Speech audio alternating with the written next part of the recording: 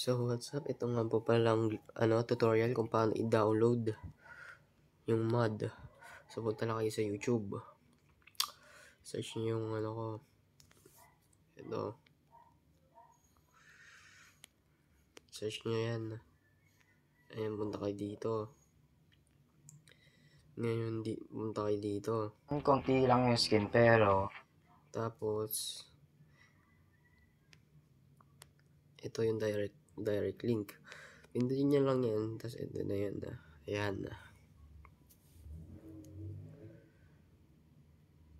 So ito siya, ang file nan is called of XAPK.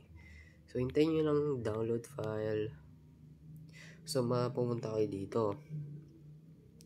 So hintayin nyo lang, and then pindutin nyo na yan. Tapos balik ulit kayo, and then pindutin nyo na. Ayan.